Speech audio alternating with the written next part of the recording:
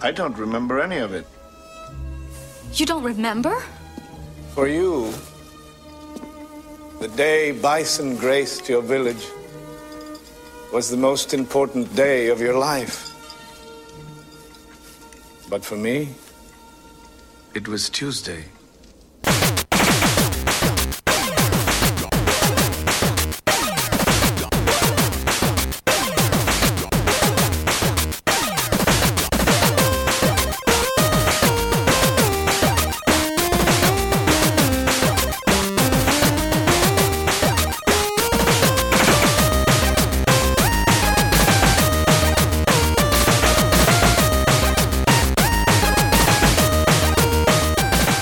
Welcome to the Rated G for Gamers podcast, episode 165.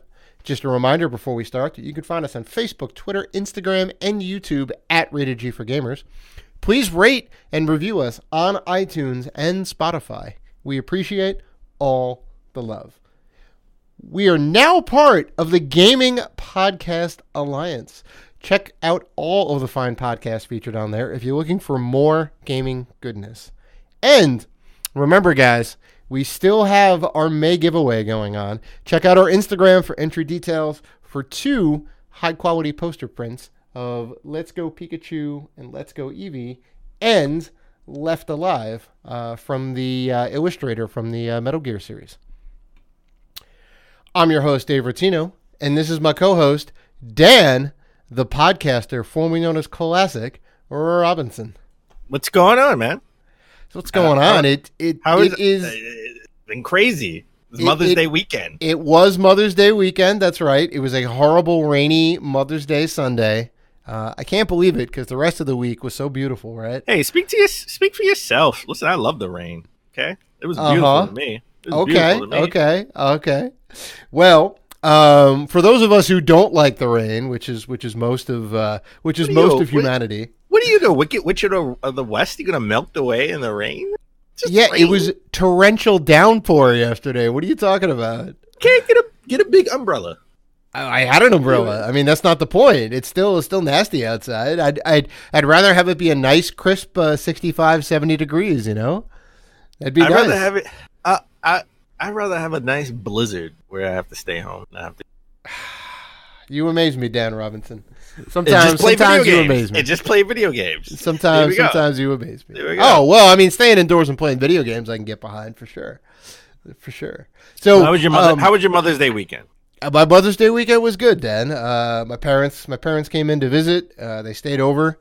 They ended up heading home in the morning. And we had a nice lovely dinner with the fam. And I do have a funny story, and I do want to know about your Mother's Day as well. But I do have a bit of a story. So my parents drove in, right? Mm-hmm. They drove the car in and all that, and they came in late afternoon and whatnot, and they brought all their bags to stay over and helped them get all the stuff out of the car and this and that. And my dad has a car that has one of those like keyless entries, right? It's got the key fob. So you just have to have the key next to the car, and then you can press the little ignition button, and the car starts up, right? It's great. So I help them take all the stuff out of the car. They lock the car up, right? Bring everything upstairs. We go out. We have dinner, this and that. We come back. We watch a little TV. We have a couple drinks, and like, all right, well, my parents had to be up and out, and I had to be up and out in the morning. So, we all kind of got up together. And, I say goodbye to them, and I'm about to hop in the shower. And I get a call from my mom, and she says, David, says the car is dead. And I'm like, oh, man. I'm like, what's going on? It's like, well, Dad left the car on all night long. I was like, come on, man. So apparently my dad never shut the car off, right? He took the key out of the car. He locked the car up, but the car was running all night long. So the battery died, the gas ran out, right? I'm like, oh, Jesus. So my mom came back upstairs. She calls AAA. He's like, all right, AAA is going to be here in like an hour or 45 minutes or whatever. I'm like, all right, look, I got to get ready for work. You stay up here, watch TV, right? My dad's still downstairs because he doesn't want to deal with my mom, which is understandable because, he messed up. He messed up. Well, why do they wait for AAA? Your mom could be going to work too in Persona 5. Yeah, right. No, she does not play video games. She could help progress. My mom barely knows how to use her iPhone. All right, this is a bit of a bridge too far, Dad. So, I mean, long story short, they got everything worked out eventually. As I was leaving to go to work, AAA showed up. I said, "Oh, great." Right? And, I texted my mom. I said, "Hey, did you get your appointment okay? This and that." She said, "Yeah, everything was fine." So, that was that. So nice. Yeah. Okay. Otherwise, it was a good weekend. It was good to see the fam. So, yeah. How was your Mother's Day, Dan? My Mother's Day was great. Mm-hmm. I mean, eventually it got great. Uh-huh. I mean, actually this. Yeah. Dave. Yeah. What's the definition of a reservation? Reservation, right? Where you go and a restaurant reservation. Sure. Where a reservation. Not the Indian reservation. Oh, I wasn't thinking about. You mean Native American? Well, yes, I am Native American as well. So No. I understand what you meant, right? If you want to reserve something, be it a video game or a time at a restaurant, right? You kind of call up and say, "Hey, I would like a reservation for dinner in this case at a certain time," right? Say 5 o'clock or 6 o'clock. And you assume when you go there that you would get a table because you have that a table reserved at that time. Exactly. Reserved, right. Because it's reserved for you. Right? Right? Yeah. Okay. So, a lot of restaurants outside of Manhattan, right? Like in the boroughs, Long Island, they don't take reservations on holidays because they know it's going to be super busy. So it's always first come, first serve. Mm-hmm. Except for this one place, okay? Mm-hmm. And I'm going to call them out. P.F. Chang's. Yes. I like P.F. Chang's. Okay? P.F. Chang's is great, my man. mom and my aunt love P.F. Chang's. So there you go. It's Mother's Day, right? It's their day. They get to decide. Whatever they want. Mm-hmm. Whatever they want. Mm-hmm. And they so I made reservations for 10. Mm-hmm. Wow. Big party. Yeah. I got a big family. Yeah, all right. I understand. So we get there, and they're like, "Okay, you're checked in." Mm-hmm. And I'm like, "Okay, are we going to the table?" "No, you got to." And she says, "You got to wait." And I said, "Well, how long is the wait?" She said, "About an hour or 2 hours." And I said, "What the heck is what's the point of me making a reservation?" Uh-huh. And she explained that on holidays, the reservation doesn't reserve a table. It's just so you can come in. I don't understand. That doesn't make any sense. I don't understand. The reservation is specifically to hold the table for you at that time. No, in this case, the reservation is specifically for me to get my butt there at a certain time. So they want to make sure that you're there.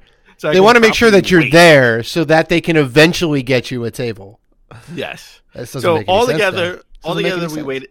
I know. I mean, listen, about 2 Mother's Days ago, about 2 years ago, Mother's Day, we had waited 3 hours.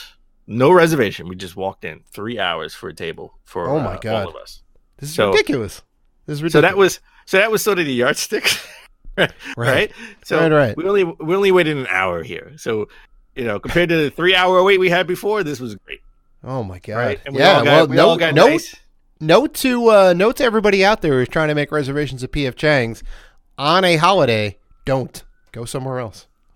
No, just show up. Or just go ahead and show up. Yeah. Your reservation doesn't mean anything.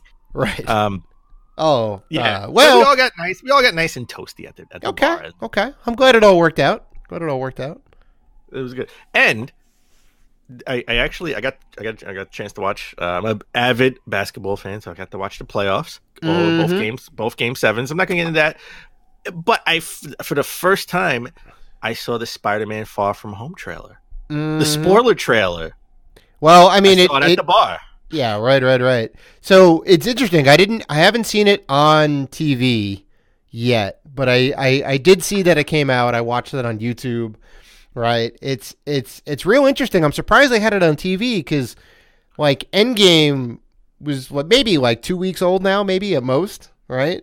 It's about 2 weeks old or whatever. I guess the ban is lifted. Right. The ban lifted. The ban lifted at some like mid last week. Mm-hmm, mm-hmm. And I think before we get into this Spider-Man thing, I think we have to put a disclaimer in front of this because the reason the Spider-Man trailer is so controversial, I guess, or No, important. I wouldn't say controversial. But remember, the first Spider-Man trailer was very vague, and we had no idea what was going on.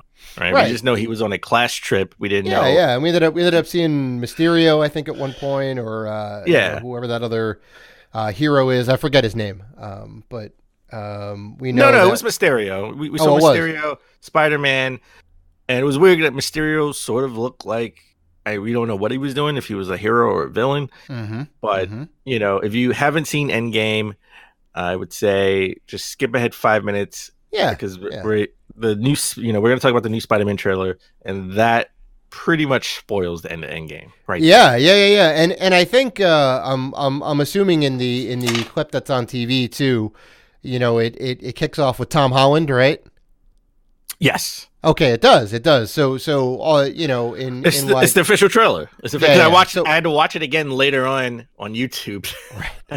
So when all these like materials, right? Tom Holland comes on. He goes, guys. If you haven't seen Endgame yet, there's some big spoilers here, right? You've been warned. It's like a 10-15 second thing before you get into it. Because Spider-Man Far From Home talks about the multiverse, right? Well, first of all, the big spoilers, and we talked about this in our Avengers Endgame spoiler cast, episode 164, I believe. Iron Man dies. He sacrifices himself to save everyone else from Thanos, right? And you see, like, there are all these murals to Iron Man. Well, Iron Man dies. I said Spider-Man? Did I say Spider-Man? No, Iron Man. No, you're okay. Right. Well, you see all these murals to Iron Man all over, and Tom Holland, Spider-Man, is wondering how he could sort of, cope with the death of his mentor. Right? So that was, in itself, like, now I understand why the original trailer was so vague. And it wasn't, right. It was kind of weird. Like, Spider-Man was... What happened? What happened? Is this a prequel, right? Or is this like before the Infinity? And this is before the Avengers, or is this so we definitely know now that it's after, right? We do, and remember I guess him and all his friends disappeared because they're all back in high school, right? So they didn't age 5 years. Yep. So, and Nick Fury's in it. Yeah. And he talks about the multiverse, how Tony's snap of the gauntlet that saved him from Thanos sort of broke a hole into the time and the multi-space. I don't know. It's all hard to explain. It ripped a hole in the space-time fabric, right? I think is kind of the term. Right. Yeah. So now we have all these different universes. You can somehow travel between these universes. We don't know necessarily how. But that's how Mysterio gets to this timeline, I guess. This kind of universe. And Mysterio, who is a villain in the comics, I've never seen him as an anti-hero or a hero in any version of that. So he seems to be a hero. Now he was part of the Sinister Six, right? Is that if I'm not mistaken? In the cartoon, I don't know if he was part of the Sinister Six in the comics. Maybe at some point. I didn't read every comic book, but he definitely in a cartoon. If I remember, serves me correctly. I mean, that was like 95. Yeah, like 20 something years ago. Yeah. But he's sort of like, he's sort of, like he's tricking people, right? Like he's usually all about making people think, making people see things that aren't there, right? Because that's why he's Mysterio. Right. He seems to be a villain, but could the twist be that the people that, the monsters, the elementals that he's trying to help, save this universe from, is he behind it? Is he really the bad guy? Right? Oh, that could be the big trick. Twist at the end of the movie. Who knows? He's trying to look like a hero in this world, because in his world he a wanted criminal, right? Like that could be an angle they could go for, right? Yeah. Or this could be other Spider-Mans coming in. Right? Possibly. I mean, there was Spider-Man Into the Spider-Verse, which had that kind of multiverse situation going on, and there was all these different Spider-Men from all these different universes come in, which was like super awesome.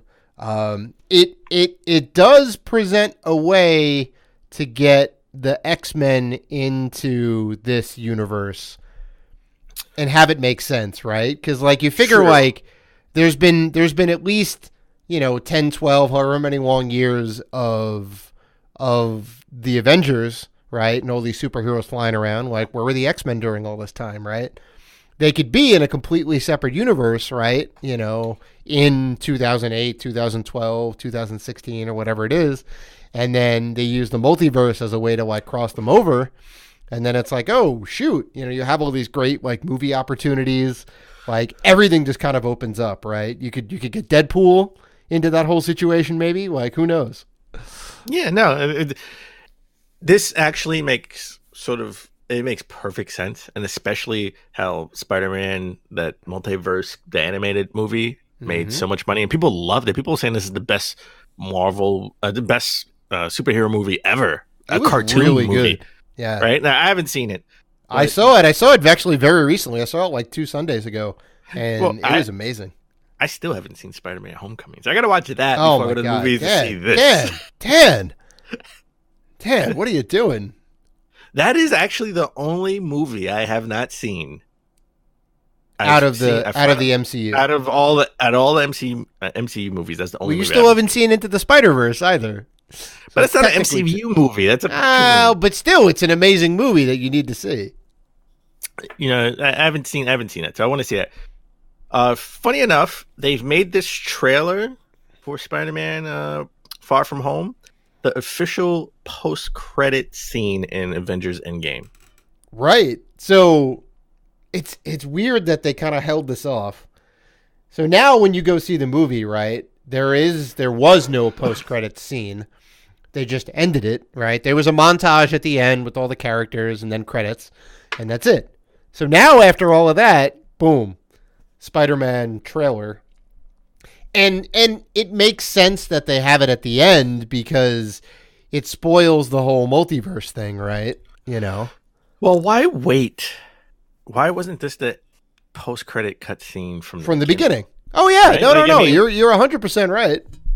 And then they release it as a trailer later on, right? This should have been there I gotta be honest. We sat there for 3 hours to watch that Avengers Endgame. Very long movie, very good.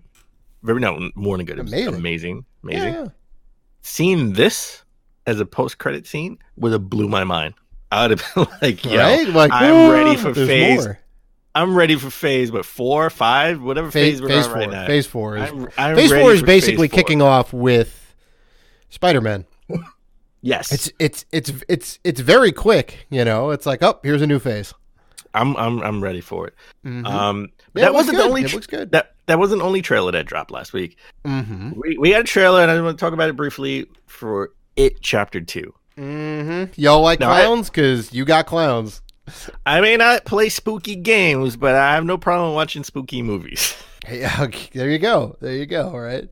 So this looks terrifying. I get it. Oh my god! Like the first movie, rewind. I remember, was it 91? It was a TV movie. Stephen King's with Tim Curry as the clown. Sure. Yeah, I thought that was great, and that was done really well. That terrified me, and I was only 9 when I. As it should have. That terrified me. To see them, and I love the first It movie. Mm-hmm. Chapter 2 looks more the same. I want to see another trailer sort of explaining some things to see if it ties in with the book / mini, the 2-part movie from 91. Mm-hmm. But they waited to the end to show him in the clown suit, like terrifying as ever. Yeah. So I honestly can't wait to see this. I don't know when it's slated to come out. I think this is coming out in September, if I'm not mistaken. But probably around the kind of Halloween fall season, right? Kind of makes sense. But Dave, we're a video game podcast. So why don't we talk about a video game podcast, Dan? For those of why you don't we who talk about video games? We do. Dave, as we always try to start the show, but epically fail. Mm-hmm. What have you been playing? Oh, Dan. So, I have been neglecting my Xbox. If you can believe it. I can't believe it. as much as I love my Xbox, I think the last time I played the Xbox was when we played the Division 2 together. Oh my God, which we still haven't gone back to, by the way. Case in point, we need to get back to the Division. But since I haven't been playing my Xbox One Pro, I was going to say Xbox One X, the most powerful gaming system on the market right now. All right, you have to keep reminding yourself. I'm just saying. I'm just stating facts. It is the most powerful system on the market right now. We know where your allegiances lie. Go ahead. I'm just stating facts, Dan. That's all I'm saying. Like you like to tout the PlayStation 4 sales numbers. I'll just let you know. Almost 100 mil. Almost 100 million. See, there you go. I know where your allegiances lie. It's fine. But I have been playing this game that is like less than $1 in the eShop, the Nintendo eShop. Highly recommend it. It is a puzzle adventure game with like pixel style graphics. It's called The Way, and it is the remastered version. So it's The Way remastered on the Switch. But wait, you just said you were neglecting your Xbox. I thought you were coming up with an Xbox game that you were playing. Oh no! I was just saying that I haven't played my Xbox in a while. Oh, yeah. No. I still have not been playing my Xbox. Okay, you still all right? So you're still neglecting it. Okay, I'm still neglecting it. Yeah. You said you came out like you was like, I neglected my Xbox, and I'm like, oh, okay. You're like, I turned it on to play something now. Finally, okay. No. I was saying that. I was just saying that just to kind of make the point that I am an equal opportunity gamer, and also that we need to get back to playing Xbox, and we need to get back to playing the Division. We need to get back to the Division. We need to at least hit level like 15, 16 before. I know. We can get to the level cap 30 easy enough. Yeah, I think we can make that happen. So The Way, what is The Way? Because I have no idea what the game is. It's a puzzle adventure game. It is a 2D side-scrolling puzzle adventure game. You basically have to go from scene to scene, right? You start off in your apartment, I think. You got to pick up some papers and figure out what's going on. There's a lot of environmental stuff on the walls that you can kind of go up to and read and kind of figure out some stuff about the story. It kind of looks like I think your wife may have passed, and it seems like you were trying to find a way to bring her back somehow, right? So I think that kind of plays into it a little bit. You know, you're trying to find this thing for eternal life or something. I'm not entirely sure, but like I'm like a couple screens into the game, right? And they're all like, once you go to a new screen, it's like pretty big. And they give you like a map. You can kind of see where you're going, and you have to solve all these little puzzles to get around, and then you can kind of get to the next scene. So I think the idea is by the end, you'll find this thing to try and reanimate your wife. I'm not 100% entirely sure how it's going to play out, but for a game that's under $1, like I would have gladly paid $5, almost even $10 for this game. It's that good. All right. So nice. You know, okay. It's $1. And if you own the Switch, like, it's a no-brainer. Pick it up. It's very good.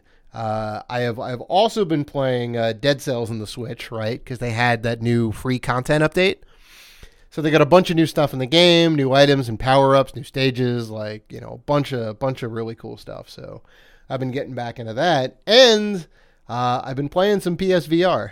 So nice. I picked up Beat Saber this weekend. Sadly, there's no physical, so I just had to bite the bullet and buy the digital copy. Wait, Beat Saber? No physical? Mm-mm. You sure? Yeah. Not even limited run? I know it's not unlimited run. Oh. I'm almost 100% certain there's no physical, because I would have definitely picked the physical up yet. I could have sworn there was a physical. I mean, I could be wrong. Mm-mm.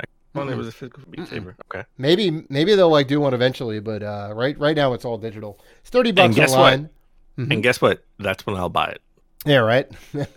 if it ever comes out physical, it's pretty awesome. You basically get to be a Jedi, right? Because you have two like lightsabers in your hands, and it's like a rhythm game, right? So you have to move. You have to use the move sticks in conjunction with the beat of the song, right? And you'll get these inputs that come up flying towards you, and you have to swing your arm in the appropriate direction, up, down, left, or right, And then I think there's even like diagonal directions, right? And there's also like leaning aspects. There's like objects and obstacles that come in your way, and you got to lean out of the way.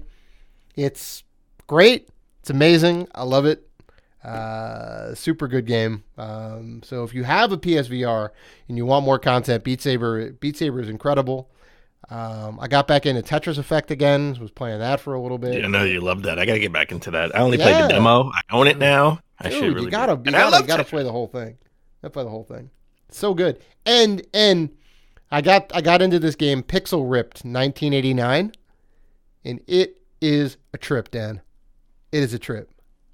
So the whole let me go ahead and tell you about this game. Like I think I'm tripping. Like that. Kinda. Okay. Kinda. So it's a game within a game, right? What? It's a game within a game, right? So you put the VR headset on, right? You assume the form of this little schoolgirl, right? And they have a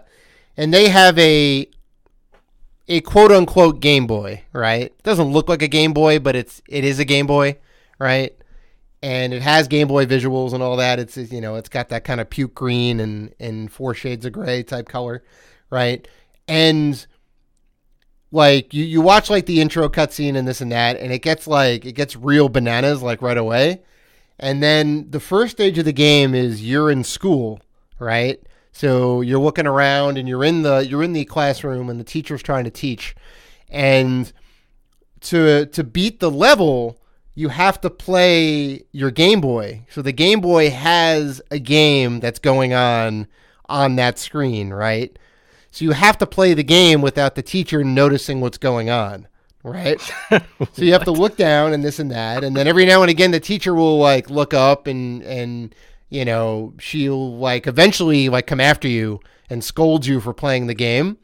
So what you have to do is pick up your spitball shooter, and you have to shoot at the objects around the level, right? So you can hit the TV and the TV will start sparking, and then the teacher will get distracted and go over and try and fix the TV. You can knock like the books off the bookcase to distract the teacher, and then while that's going on, you go back to the game and you got to beat the game. And there's I think 5 or 6 different levels. You have to see the video. Like I'm not doing the game justice. But no, now I'm intrigued with the game within the game. Yeah, it's really wild. Like, and it works out really well. Like, I think everything's done really nicely. It's firmly a game of its time. It's of that late 80s, early 90s era, and it's really cool. Every stage is a new environment, right? So you're not always in the classroom. Only one of the stages, at least the first stage, is in the classroom. And then you go out to the schoolyard, and then you kind of progress through the different areas. It's insane, Dan. But let me ask you a question. Is it digital only too? Yeah, of course. Oh, that sucks. But I think it's only $15. For that, I'm telling you, man, it's worth it. I'm looking at the art style now. I mean, this it looks pretty cool. Mm-hmm. I think we may have talked about this in passing. Maybe months ago when they had like that big PSVR. These are all the games coming. Mm-hmm. At some point last year, because it looks familiar. The game lives up to the hype for sure. It looks familiar, so I definitely would pick. I would play that. That looks pretty cool. Mm-hmm. Telling you, watch the trailer later, and I think you'll be about it. So, I finished The Walking Dead, the final season. Hey, on Switch. Okay, I finished the last 2 episodes. It's come to a close. Clementine's story has ended. I want you to really play them, so I really don't want to. I'm not going to spoil it for you because I kind of really want you to play these games. Okay. But especially, even if you haven't played any game, I would say play season 1 is in the final season, if anything. Oh, and just skip all the middle ones. Well, you should play season 2 and 3. Really, to be honest. It'll take you. Honestly, it could take you probably a whole weekend if you power through it. Because each episode maybe is like an hour and a half. Sure. Yeah, it seems like they're pretty easy to get through. And they're about 5 episodes a piece, so it's like 6-7 hours per. The final season is only 4 episodes. Right. I got to be honest. It hit me emotional. I got a little emotional. I was gonna ask you. How you felt about it. Yeah. The second one and the third one didn't really hit me as hard emotionally towards at the end. The first one really did, and I want to talk about it, but I really want you to play because I want you to feel it. Like you have to feel it. You have to play it to feel it, right? And I know and the first one came out in 2012. Yeah. And it's been so long, but you really got to get into it. You really got to play season 1. At least play season 1 and season 4, the final one. All right. But the first one, I will say, at the end, you have a hard choice to make, and it really gets you, right? Like it was. I think a lot of outlets nominated it for Game of the Year in 2012. Yeah. I remember hearing about the ending and how that was kind of like, you know, a good bit of storytelling, and you know, you kind of had to make a hard choice. You know, I thought that was kind of cool. Like, I'll be honest, like they're not really my cup of tea, but I know, you know, I know. Listen, if you don't play any of the TT games, and God knows when I will ever be able to say that ever again, right? Because they're gone. Telltale games. I know. I would say just play season 1 through. I know it's not your type of jam, but play season 1 through. Play the fourth season, the final season. It's only 4 episodes. Well, I'll tell you what. Let me borrow your copy, and I'll give it a whirl. Well, we got to play season 1 first. So, I know. That's what I mean. That's what I mean. It's like $5. I'm sure I'm not gonna buy it. Just let me borrow your copy. You should buy it. It's let me borrow your copy. See, there you go. You really want me to play this game? You'll let me borrow your copy. You know what? What are you worried about? I'm gonna lose your copy. I know. You know what I'm worried about? I'm worried that you'll play like episode 1 and 2, and then like 6 months later, be like, oh yeah, I gotta finish that, and don't remember. You don't even remember what happened. I want you to play it through. What's the difference? What's the difference whether I pay $5 for it or borrow your copy? Because maybe I want to play through it again. You never know. I want to make different decisions. God. If you want to play through it again, go ahead and play through it again. And when you're done, let me borrow your copy. Buy it for your birthday's coming up. Buy it for your birthday. That's a cheap ass birthday gift, but all right, I'll take it. So season 2, I mean the final season 4, is only 4 episodes. I wish it was 5. But I know. Well, I mean, I feel like it got cut short, right? It got cut short. Yeah.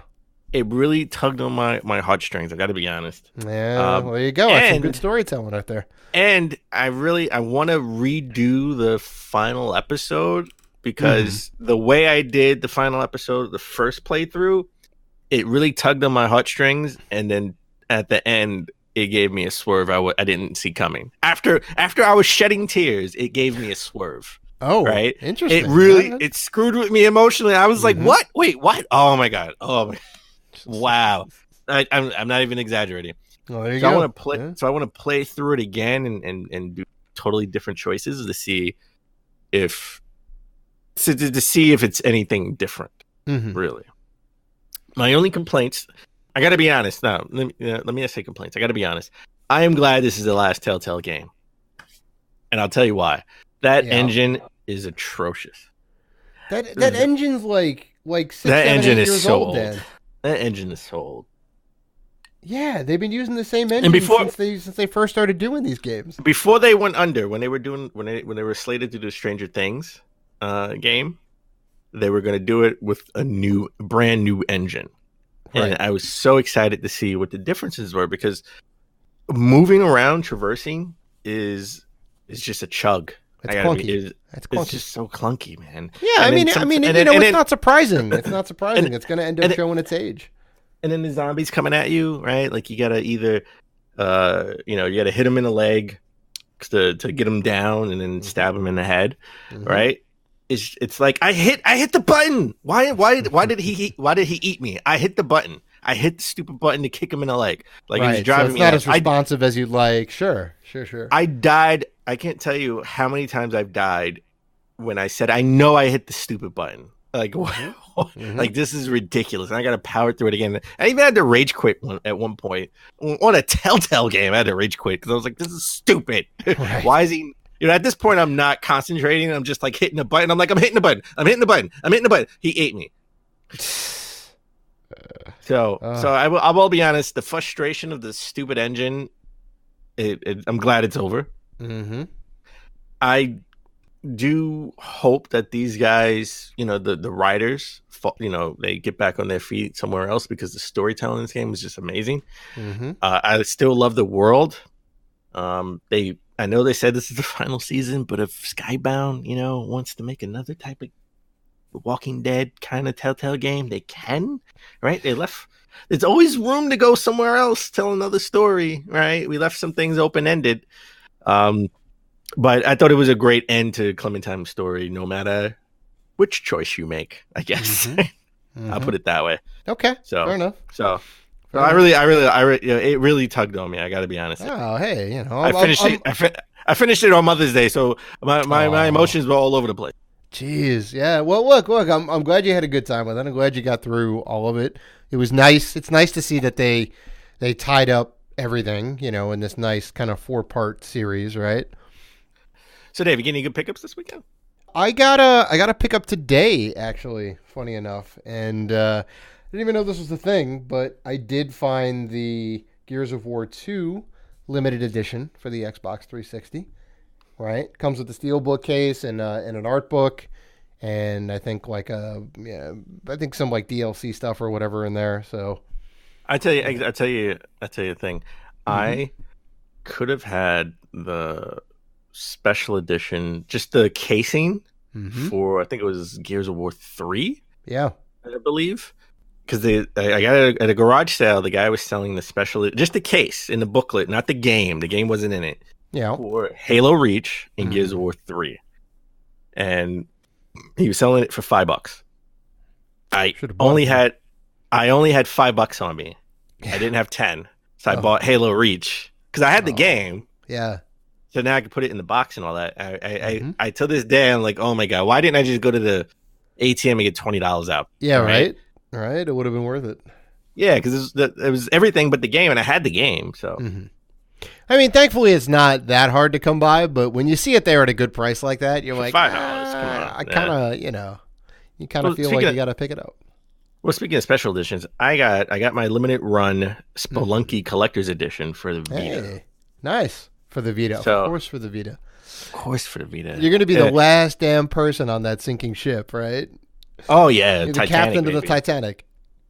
So, the special edition of Spelunky is a giant head. Now, really, it's a giant head. Yeah, I mean, it comes with an art book inside the head and all that. It's like it's a giant head. What was you remember Nickelodeon? They had that game show. Was it Lost Raiders of the Ark? Yeah. Legends of the Hidden Temple. Yes, Legends of the Hidden Temple. Ark. Right? Yeah, yeah. Olmec. Yes. Olmec was the giant talking head. Yeah, I feel like I have Olmec in my hand. That's funny. So he's like a big, like Mayan, the big Mayan head. It's a big Mayan gold Mayan head. Oh, that's awesome. Tin Mayan head with Spelunky, the Vita game, and the art book and all that stuff inside. Nice. So I got that. I picked up Saints Row the Third, the full package. Say that 10 times fast for the Switch. I thought this game was digital only. Yeah. So I didn't even know it came out, honestly. So I didn't see it on Amazon. Yeah. And come to find out, I got it at the Nintendo store. Mm-hmm. It came out physical. If you'd have pre-ordered it at GameStop, you would have got a whole a special edition box with the stickers. I should have checked GameStop. I always check Amazon first. Right. I should have just bought it. I should have pre-ordered it at GameStop. So it was a GameStop pre-order exclusive. Yes. Wow. Interesting. I mean, I picked it up at the Nintendo store, mm-hmm. but if you want the special if you want the special box and all that stuff, you're gonna have to wait to see if someone returns it and you buy it used. Yeah, right. Which I may do. Or you could probably just go to any one of the GameStops, and I bet they still have some of the pre-order stuff kicking around. That is true too. I don't know how many people are going to be like clamoring for Saints Row the Third, even though it is a good game. Well, it's the full package. Shows all the DLC. I know. Yeah. So, which is that's really cool that like they put out this kind of like I guess gold edition or whatever it is, right? Well, we don't have Grand Theft Auto on the Switch, right? So this is sort of the only open world sandbox type game we have where you can go around. Yeah, seriously, you're right. People have some issues with the multiplayer, but that don't affect Dan Robinson because I don't play multiplayer. That's right. Because I don't play multiplayer. There's one thing we know about Dan Robinson. He doesn't do multiplayer. He ain't playing multiplayer. Uh-uh. Unless it's the Division. But and even then, I'm not going to play by myself. And last, but not least, I'm still on this sinking ship. I got my copy of Shakedown Hawaii for the Vita. Nice. How do you like it? Is it good? I haven't played it yet. Yeah, I haven't played it. Okay. I want to know. I want to know. Actually, just got it today. I want to know. I want to know how it is, Dan. You got to let me know when you get into it before we start recording. Yeah. This is why the limited run E3 press conference is so vital, because they're going to talk about the last Vita games they have, and rest in peace. If I can try, I really want to get Curse of the Moon for the Vita. Mm-hmm. I got it on the Switch because I have to have it. I played the game, almost beat it. Yeah. So, all right, why don't we take a break? When we come back, we get into the top gaming news of last week.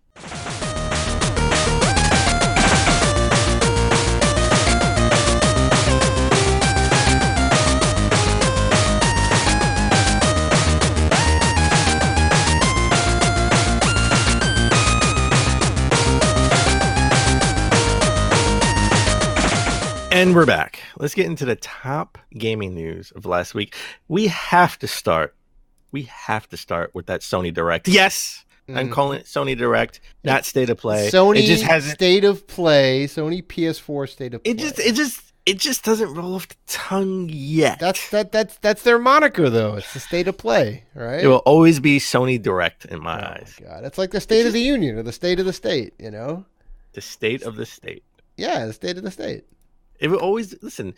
It's just Sony State of Play. It doesn't roll off the tongue. I'm sorry, it just doesn't. All right, we can agree to disagree.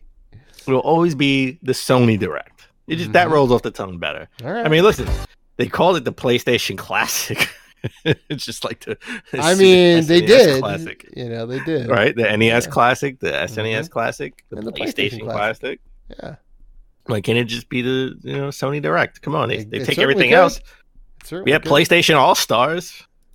Well, that was they knock off everything from Nintendo. So come on, you're right. You're not wrong. But this one, all right, the first one we had was a glorified VR. The first State of Play was glorified VR version. Right? Like, it was all about the VR games, and I was right. Hashtag I was right. Yeah, I know. Dan, trust me. I was going wild. We just talked about, how great it would be if Anthem had a VR thing or whatever, and like Iron Man, and you could be in the suit first person, and then what do? The first damn thing they show is Iron Man VR. I'm a prophet. You are. Thank you. You are. Dan Robinson, known prophet. So people didn't really like the first one because they ended it with like, oh, here's another Mortal Kombat 11 character that we sort of already knew it was going to come anyway, right? We could have guessed that. Yeah, it wasn't that big of a reveal. So they could have kept that sort of.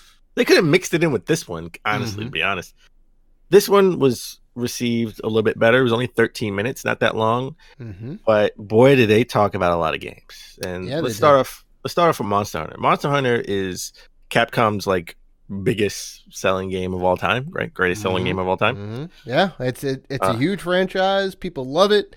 It's now on Xbox, right? Where it was almost exclusively PlayStation, and they would have some ventures into Nintendo every now and again, right? Yeah. But now, I mean, I bought it on Xbox because it's the first Monster Hunter game to come on Xbox.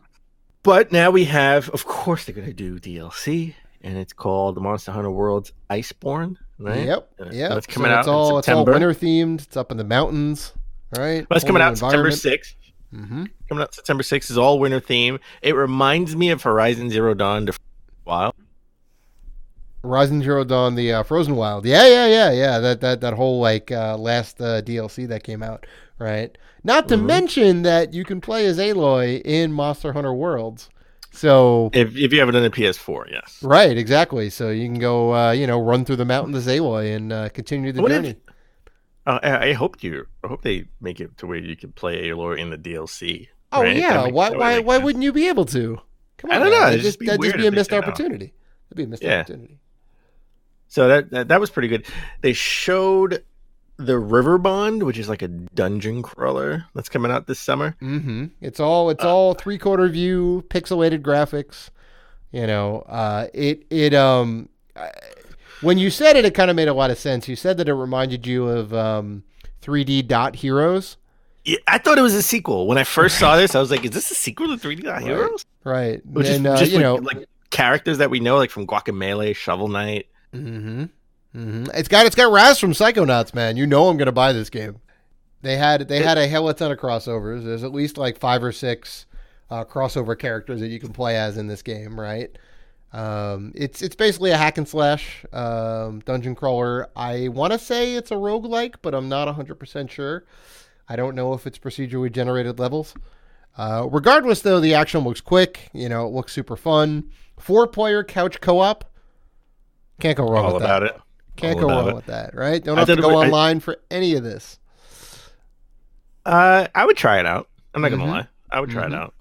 Yeah. I would try it out if me and you played together. Sure. Well, I mean, I'm definitely going to get it. So, we'll definitely make that happen. I'm going to assume that they have online multiplayer. I don't know if they specifically said it in the state of play. They didn't say it in state of play, but they have to. It probably not.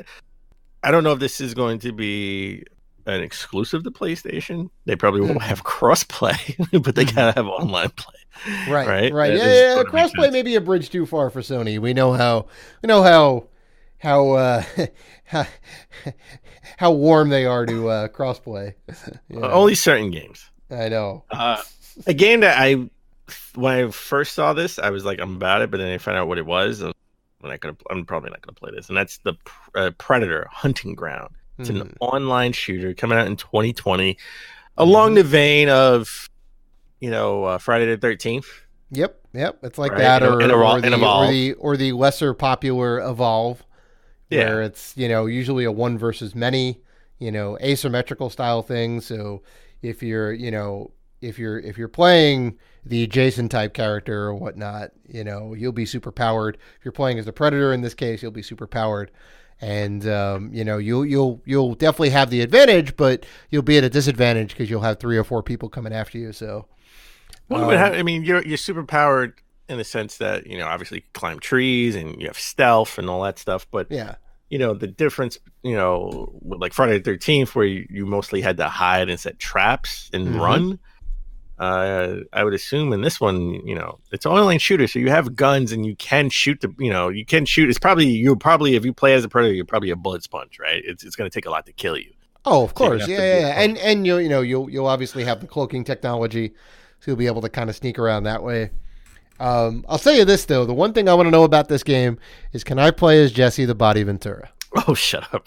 I want to play as Arnold. Look, they have the Predator license. They might as well model the characters. Give me Schwarzenegger. Give me Jesse the Body. give me the rest of the crew.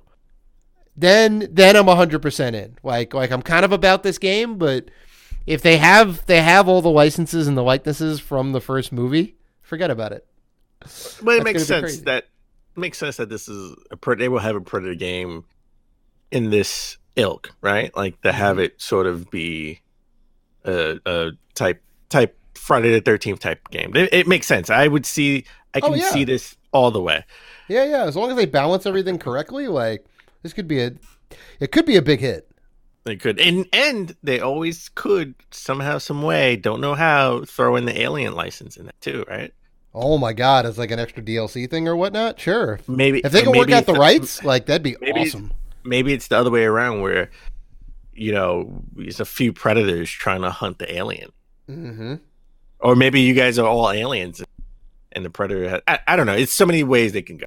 Sure. I mean, they had the Alien versus Predator. They had 2 Alien versus Predator games, and they had 3 different storylines. You could play as the Alien, the Predator, or the Human Marine, and those games were great. So they have done the crossover licensing in the video game world before.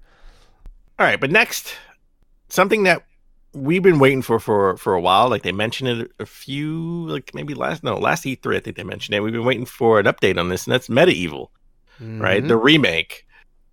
It's coming out this year. It's coming out October 25th. We got a release date finally. Are you excited for this? Yes, I'm going to buy it. You I'm are? buying. Okay. This is my Okay. October game. I will be Because buying. I remember those. I haven't played these games in like ages since they like first came out, but I remember them being pretty good. Right? There was 2 on PlayStation 1, and then I think they made one for the PSP. I think. They have one for the PSP. I have. Yeah, and then I think there was another one on PS3. No. Wasn't there one with the Move controllers? Maybe no. No, I don't No, know. maybe not. So they I don't think they've so. had a couple. The franchise has been dormant for a while. It's a Sony produced game, right? No, you're right. You're right. They do have a I thought so. medieval moves. Yeah, that's right. That's right. Yeah, you could use Dead like the Move Mung's controller and Quest. whatnot. Yeah. Yeah, Yes, you're right about that. Yeah, I thought so. So that was out on the PS3, but that was like a bunch of years ago. Which no one played, Well, no, no, it didn't do that well. But and you can still get that for like $4. yeah. So this is kind of super cool. You know, you're bringing this game, this I guess classic game, to like a new generation of kids. You know, you can kind of they're definitely going to improve the visuals. Probably put new quality of life features in there, like the save anywhere feature, right? Oh, thank They God! kind of have to I have hope that so. in here. I hope so. If they don't, it's a missed opportunity. If And they don't, I'm gonna go crazy, and it's gonna be a game of grief. yeah, there you go. There week. you go. It's going to be another Sphinx and the Cursed Mummy again. Honestly, I think people always ask me, like when I have conversations about this generation, Mm-hmm. what defines this generation, and a lot of people talk about the sort of the multiplayer games, right? This is the age of the PUBG and the Fortnite and all that stuff. And Yeah, all the big playing 100-man battle royale stuff. Sure. yeah, I say this is the age of the remake, because all the remakes came out this generation. There is a lot. We got Spyro, Crash, Sphinx, Voodoo Vince. Come on. Resident Evil, right? Yeah. Medieval. Yeah, you're right. You're 100% right. Like in the last like couple years, there's been a ton, and I'm sure there's a ton more too that we're The just missing, remaster and the remakes, right? Mhm. Like we got them last generation, but more so we got more of it this generation, right? Yeah, Like, no. I think it's- you're 100% right. Like, I think a lot of that early PS1 N64 nostalgia is kind of coming around again, right? That's real in vogue right now. Mhm. All like the kids that grew up with those consoles as their first consoles, which is really weird to say. We're getting old. They're now kind of getting looking old. back on it. We're grown man gamers, baby. We're getting old. I know. I mean, the know. N64, just for context, N64 I think sold out like at retro game stores this holiday season, last Mhm. holiday season. Yeah. all those people have disposable income now, and they grew up with the N64. That's So- right. That's right. And they're like, oh, I want to go back and play Ocarina of Time and Mario 64 and Mischief Makers and whatever else. And like, you can for not a lot of money. Imagine when a PS4 and Xbox One is going to be like outselling stuff in like 2028. Oh my God, you're gonna be able to pick one up 30. for like $30, right? Yeah, that'd be so funny. People are gonna be like throwing them out in their dumpster. I'm like, oh man, remember when this was like $400?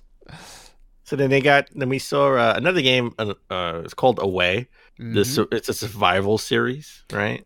I thought for a second this was the game we played at PAX, Biomutant.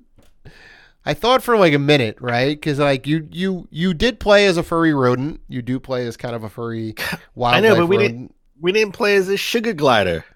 No, that's It was a sugar glider. that's the main character, right? You're basically a flying squirrel running around trying to survive out in the wilds. You had to fight a scorpion Yeah, and yeah, it looked snakes. pretty cool. That looked pretty cool. It looked cool. I mean, I want to know the end result of the Yeah. game, right? Like what's the end game? Mhm. It looks like you're fighting, predators and it's a forest fire. Mhm. So it looked okay. It looked okay. I want to know more. It looked better being VR. I was hoping this was a VR title, to be honest. Right. VR That would support, definitely VR do real support. well in VR, I think. Yeah. We didn't get any tease for any like PS5 or anything, but they did show off a limited edition steel gray slim console. It looked good because it's like a slim sort of light gray, steel gray with the PlayStation symbols on it. I I don't really need it, but Of course you don't need it, but you're gonna get it. That's the end of that sentence. Of course you're gonna get it. I want it too. I think it looks awesome. I'll pick it up if it's available.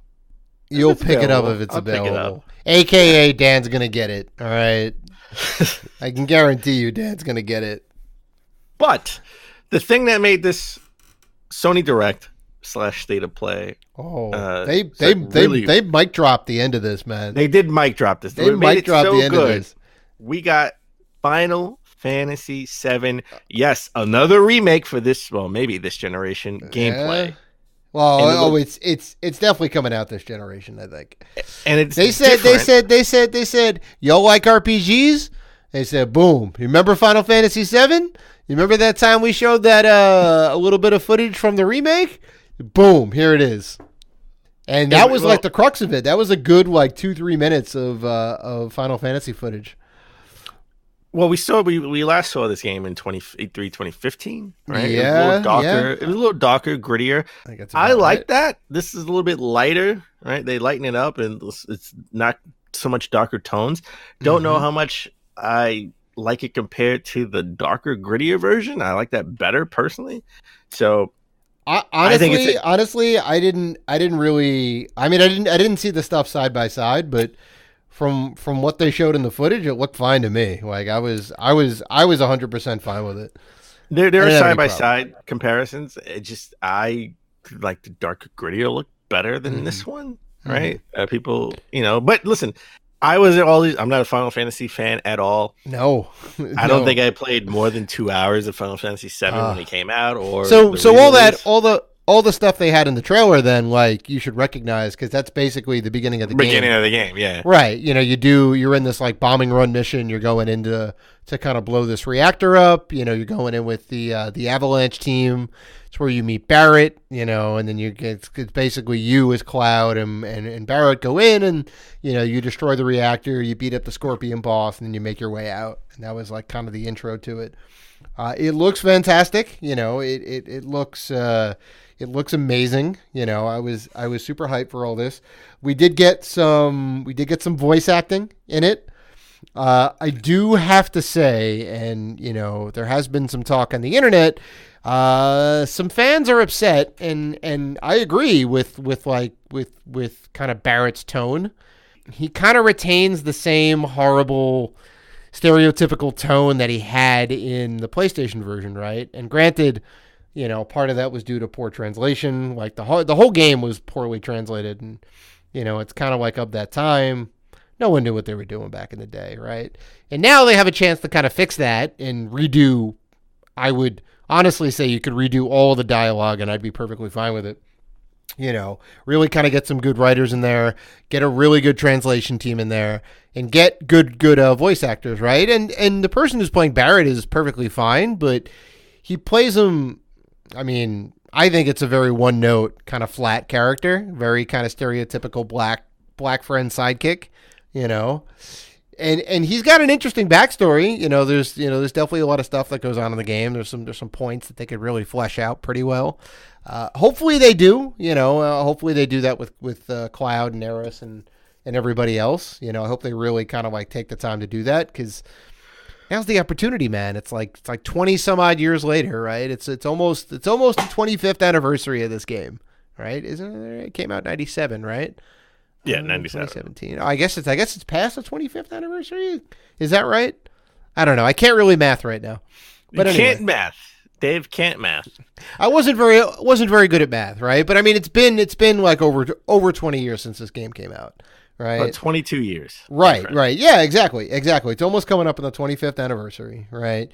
Now is the time. 25th anniversary in 25th anniversary in 3 years. Well, I hope it doesn't take 3 years to get this out, right? Well, technically, they said that this was going to be put out episodically, right? Originally, they had said that. Yeah. No, it's from all accounts, it's still going to be put out episodically. See?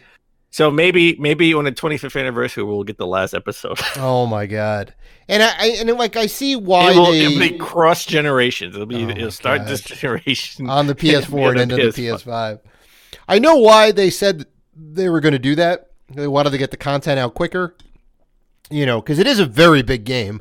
There was 3 discs on the PS1. There was a hell of a ton of content, a lot of additional like bonus content in there. All this crazy stuff you could do.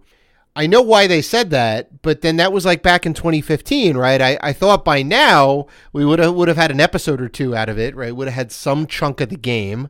Maybe like disc 1 would have been done by now, but it turns out they're not even that far along yet. So, I mean, it changed they changed everything about this game. I think there was like some issues. They were hiring more people to the team because they had a lot of turnaround over this, right? Like, there was lots of issues. I think it was done. I think it was being done by kind of an outside team, and then they decided to take it internal, if I'm not mistaken. But they still hired people. I mean, I remember, I don't know if it was in 2016 or 2017. We covered it where they had sort of like job listings for it. Right? Yeah, people to come on.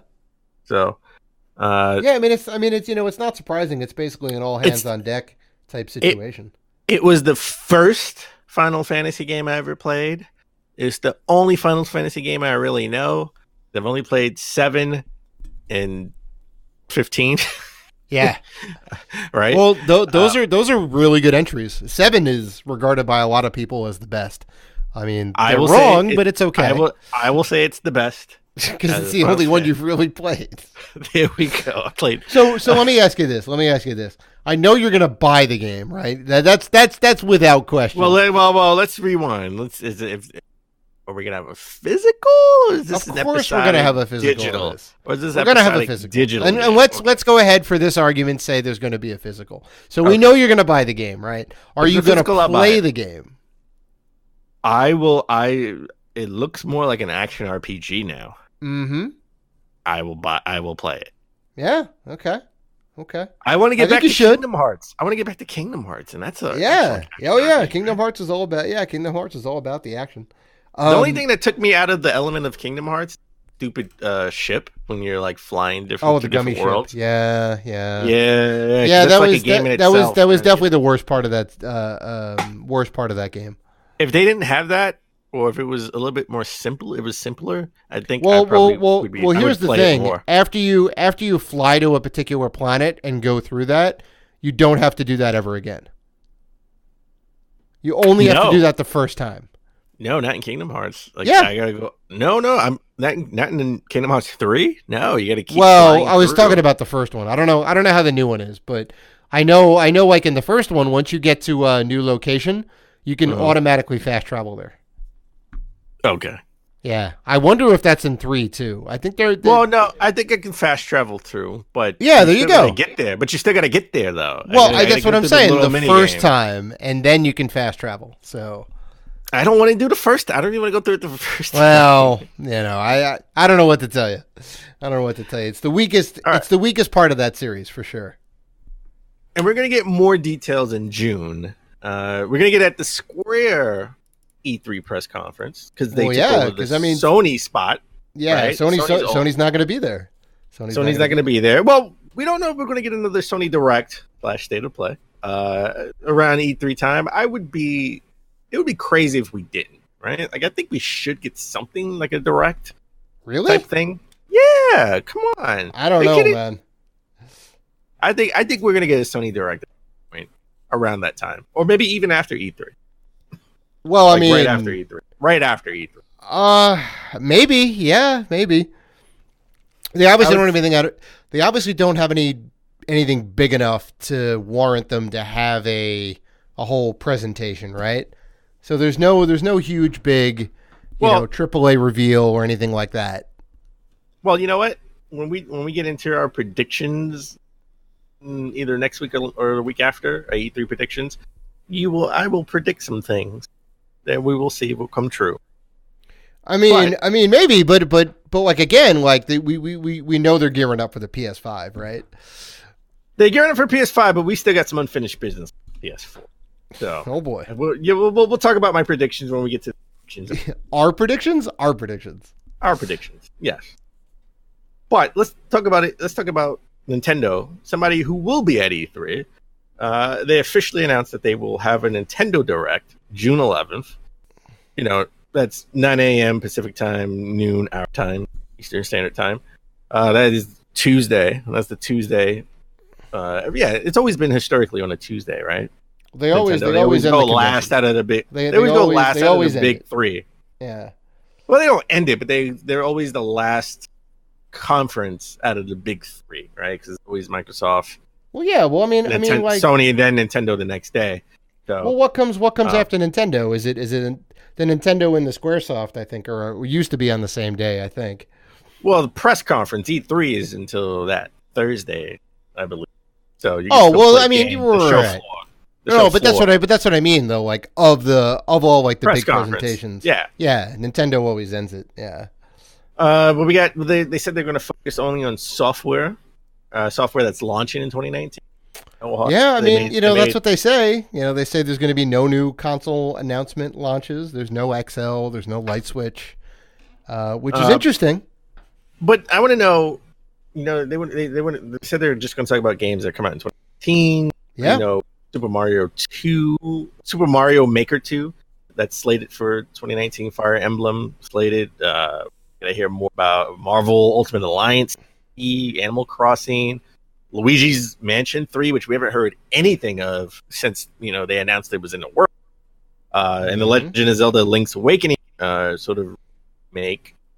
What I hope we get something else, a new game that was unannounced, right? Maybe like that Star Fox Grand Prix. That would be good.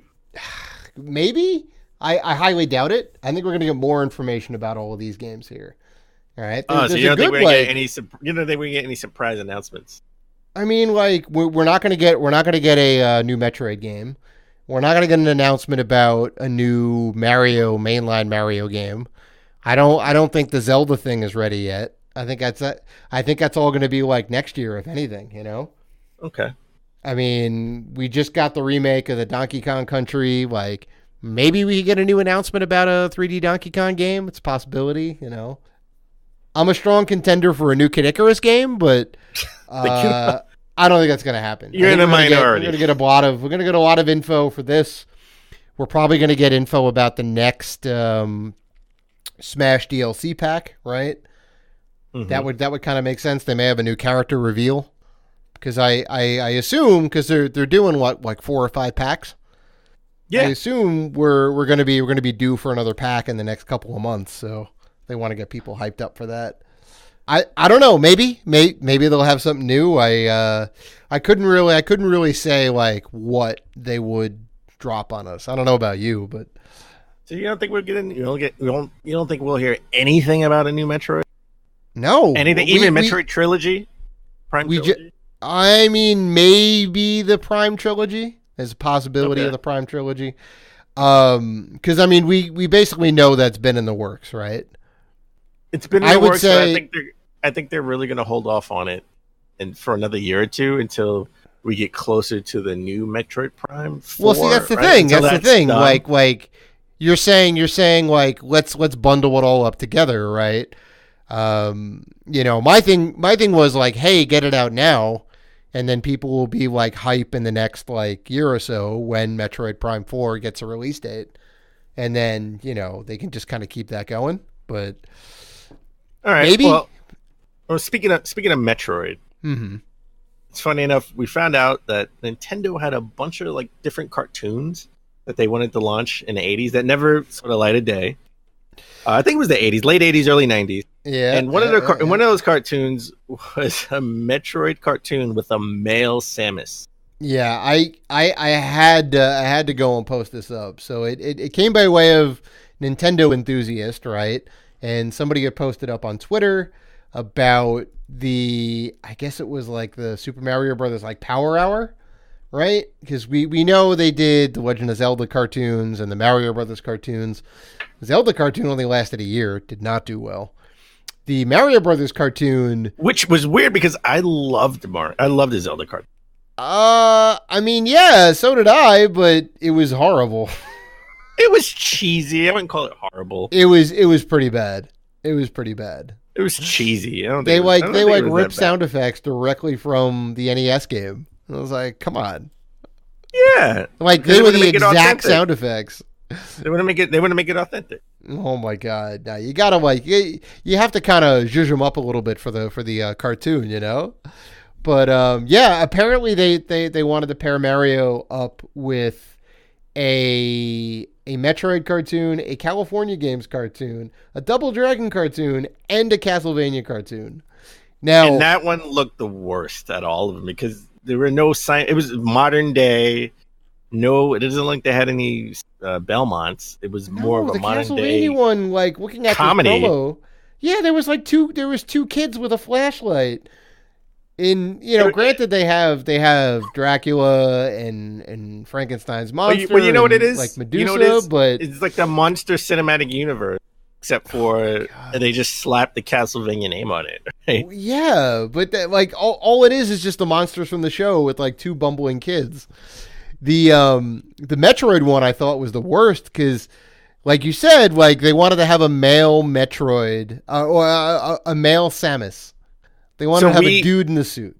So if you didn't beat the game, if you didn't beat the original Metroid game, you didn't know that Metroid Samus was really a female. Mm-hmm. And even the booklet referred to Samus as a man. Yeah, and I'm gonna assume that was done intentionally, so that when you did beat the game and then the helmet came off and you're like, oh my god, she's a woman. Like that's crazy, right? It was one of the. Well, I didn't even know I didn't even know Samus was a woman until later in life because I never beat the original Metroid game. Right. It was a very tough game. Yeah, it was a very tough game. I do remember beating it with my brother, like ages ago, and then we kind of got the reveal, and I was like, oh my god, that's crazy. But yeah, like it was one of the first female lead protagonists in a video game, right? She was strong, she was self-sufficient, right? Most notable, right? If that's the first, the most notable. I mean, one of the first, sure, maybe probably not the first, but definitely like one of the first. And the game was amazing and the character was great, interesting backstory and all that. And this cartoon is going to crush all that and have a male Samus Aran or Samus Aran, however you want to pronounce her name, right? Like Nintendo wasn't smart enough to give them like a one sheet about here's what the game is about. Here is the main character. Here is her attributes. Maybe they knew that and still, the people who were sort of producing a cartoon wanted to take it in a different direction, and that could be one of the reasons why Nintendo sort of pulled the plug on all of this because the Castlevania one just didn't make any sense. The having a male Samus just goes against everything that they were doing with with the video game, and the other two cartoons didn't like California. The California game didn't look appealing to me either. What is the California games? It's a bunch of it's a bunch of like surfer dude games, right? You're playing hacky sack, you're skateboarding, you're surfing, like. How do you make a TV show out of that? I don't know. I don't know. I don't get it. You added Shark as a villain. I don't know. It looked terrible. The artwork looked terrible. Yeah, we shouldn't be surprised by any of this, right? But we still are, because it's just like everything that was video game related of that time that wasn't a video game was just awful. Any sort of like movie. The Super Mario Brothers movie, The Wizard. I love it, but it's not a great movie. Any of these like cartoon spinoffs, right? And there was a ton of them. They were all like pretty bad, right? It's wild what could have been. All right, so let's switch gears. Let's talk about EA. Mm-hmm. Okay, so we usually bash EA a lot because they do a lot of dumb things. But this isn't bashing them. They've come out. They've had their EA access right on PC and Xbox One since 2014. It's always like $5 a month with $30 for the year. Mm-hmm. It's finally coming to PlayStation 4. So great news. Great news. When this first came out, like in 2014, Sony sort of passed on it. But they pretty much said the PS4 just came out, right? It wasn't even a year old, and I think PlayStation Plus membership subscriptions were through the roof. They're like 200%, right? Since the launch of the PS4, because the PS4 just skyrocketed. And they said that PlayStation, members wanted more value than just EA games, right? As far as a service. Now we're transitioning as games as a service more and more, right? In 2019 compared to 2014. Well, I mean, sure. Like the like the prospect of a quote unquote Games Pass service, right? In a kind of all encompassing Netflix type situation where you get, the whole entire, pretty much the whole entire EA library. You get access to all of that, and you get to play these games early, like ahead of time, right? Be it a day or like whatnot. And you could do that on PC. You could do that on Xbox. You could not do that on PlayStation, right? Sure, you can digital download it for $60. You can get your new copy of Madden and this and that, but you had to wait until launch day to be able to play that game, right? And I guess kind of Sony realized there's a benefit to having the EA access on, or the Origin or whatever it is, on Xbox, because you can just play it a day early. Why would you not want to do that, right? And the price is right. $30 for the year is pretty good.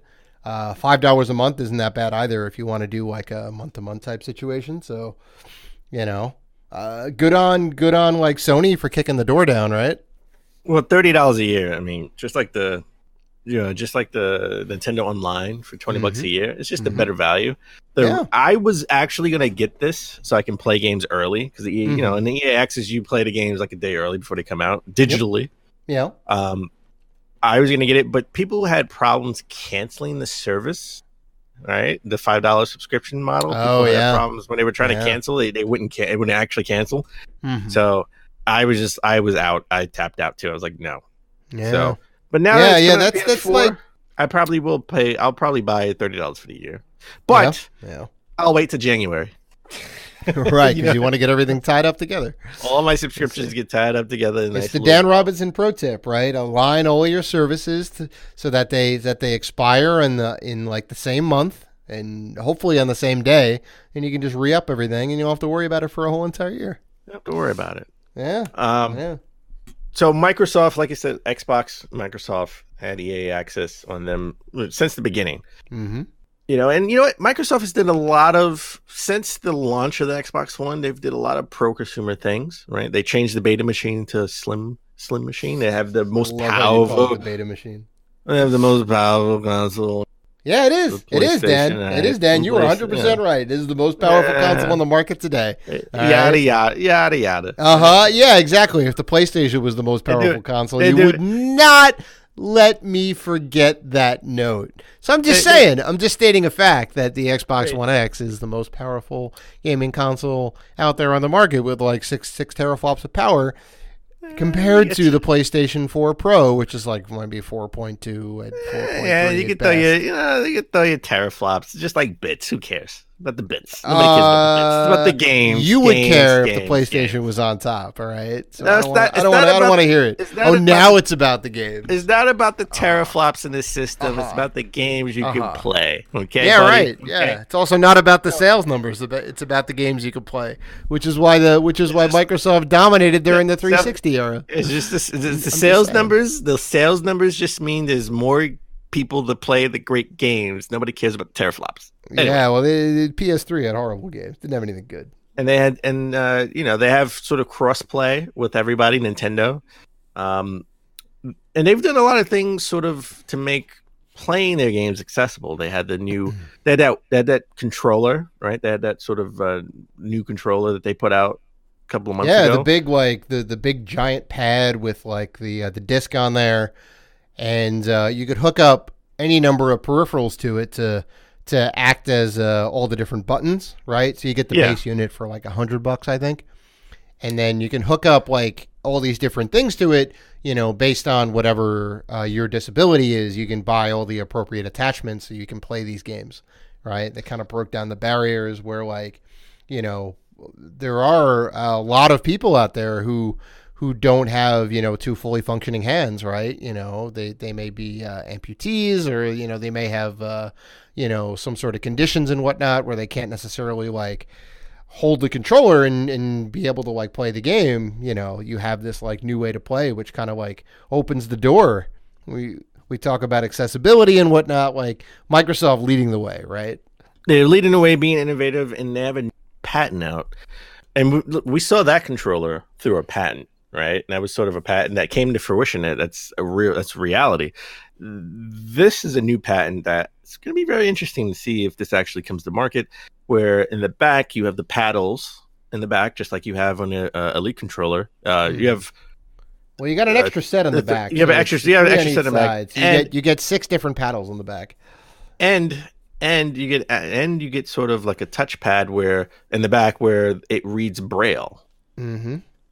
Where that is crazy. How, I mean, if they can get this to actually work, right? Where it's the text, the people speaking in the game or text in a game, translation to Braille in your controller, that's phenomenal. So we know that on-screen text will be able to be translated. What they're trying to do, the big thing is the speech to Braille. And you're right. If they can make that happen, like, it'd be amazing, So people that are visually impaired, not completely blind, because it'd be very difficult to play the game and whatnot, but at least you can have the text that's kind of small and hard to read to be read back to you. And then I guess there'll be some sort of, sensor or whatever that'll kind of raise up, the little like bumps on the back, and then you can kind of like put your finger over it and you can read that out. And then they put the extra like trigger buttons on the backside, so you don't have to move your hands away, right? So you can read the Braille and then press the buttons to do whatever the key prompts are, right? So you don't have to like put your hands up to the top to use the shoulder buttons. You can kind of keep your hands on the back at all times, which it's pretty ingenious, right? I mean, I think I think if anybody could do it, it's Microsoft. I'll say that. I would love to see if this can actually come to market. This would be. They're really doing some innovative things with their hardware side, and Microsoft is mostly a software company, and usually their hardware sucks, right? This is something I thought maybe third parties would do, not like Microsoft or PlayStation. I think this would be like a third party controller. Right. Usually there's like some like company that like our kind of mission statement is like we're here to help out disabled people or whatnot, but that's like Microsoft is like taking that flag up, right? Yeah. No, it's pretty wild. All right, now last bit of news. Let's talk about the U.S. Senate bill proposes a ban on loot boxes. Yeah. It's coming. Listen, I said this. I don't want the government coming in and start regulating us, right? We didn't want it we didn't want it when it was Combat and Trap Night, right? Or Night Trap. Night Trap. It trapped us. It trapped us, baby. It trapped us. I said I didn't want this back in the day, and now sort of Candy Crush is our modern day Mortal Kombat, right? Not even EA. It's not. It's the senator from Republican senator from Missouri, Josh Hawley. He's proposing a bill that protects children against abusive. It's called the Protecting Children from the Abusive Games Act, and it's it's a bit of a mouthful. It is, and it's like targeting the game developers and games that want to put these loot boxes in games marketed towards children. And he really goes in on Candy Crush that really started this whole thing. At all the games, right? Well, that's but Candy Crush is a big game. Candy Crush makes more than Fortnite. I know. So. Candy Crush is one of the biggest, if not possibly the biggest mobile game still. Everybody and their mother plays it. I know, but I think they're making the billions off adults, because I see adults on the train playing Candy Crush like crazy every day. Well, yeah. So like, the mechanic is kids. The mechanic is you get 5 free plays like per day, right? Every time you beat a level, like every time you play a level, it costs you 1 chance. If you beat the level, you get the chance back and you can keep going, right? And you go, okay, right? If you get good at the game, then you can just keep going and it's perfectly fine. If you run out of chances, then you either have to buy more chances or wait the day to go and start playing again, right? And then you can also buy power-ups and this and that to help you through the tough levels. They engineer, like every handful of levels, they always engineer it so that there's one really, really, really tough level that's insane to beat, and you need all the power-ups to beat it, and you run out of power-ups like so quickly. You're like, here, try this out, try this out, try this out. And then they're all gone, and then you're like, oh, but it's only 99 cents. Oh, but it's only $1. It's only $2, right? You know, it's like it's so easy because they're microtransactions. They're very tiny amounts of money that, you know, you can kind of spend. So if the adults don't know, the kids definitely don't know, right? So I'm with them on that point that it shouldn't be as predatory, but I'm also with you because once they start regulating this, like how far are they going to go, right? Once they open that door, they're not going to go away, right? Right. So you're right. So like, you know, they're targeting Candy Crush games that are geared towards kids and this and that, but you know, they're saying, okay, games that are E for everyone, right? What about like teen-rated games? What about M-rated games like Mortal Kombat? You know, we had a big kerfuffle over the loot boxes that were there, and you know, they weren't necessarily loot boxes. They were more like skins you can get for the game and this and that. Are they going to encroach on that, right? Because they have precedent now. They have authority over you know, loot boxes in this case. So, well, I will say this. Protecting Children from Abusive Games Act is not going to really change much because it's just making these games mature rated. So it's it's like seeing a movie, you know, and you got to be a certain 17 to see a rated R movie, as we talked about earlier. It's just, you know, it's making the same game just mature for kids, not for kids. You got to be a certain age, 18 or older. Right. So I don't think we're not really banning loot boxes, but if it it's penalties for things if you market your game to kids and not make it a mature rating, and it has this abusive, yeah. So I don't think this is going to change at all, to be honest. I mean, you know, kids find a way to do bad things all the time. Oh yeah. I mean, you know, there's kids are playing Mortal Kombat nowadays when they shouldn't be playing Mortal Kombat. You know, listen, we were playing Mortal Kombat in days. I know. Playing Mortal Kombat. I know, but it was different then. We were responsible kids. We were responsible kids. We knew right from wrong. Well, yeah, I mean, you were in you were in college, right? You were in college. I was in grade school, but I was still smart. I was still mature. You were still wearing diapers in 5th grade. I understand. Yeah, I was mature. I was mature for my age. I don't know about that. I was mature. But yeah, I mean, I think obviously this discussion is you know, it's ongoing. It's not going to go away anytime soon. You know, there's definitely going to be more interesting and intelligent conversations around this, you know, whether the government gets in or not, it's, you know, it's still going to keep coming up.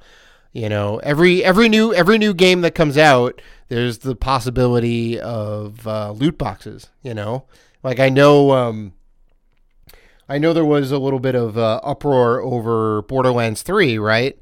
Not a Phil Spencer. Who's the guy from Gearbox? Oh, you know what? Off the top of my head, I can't even think. Yeah, Pitchford. Randy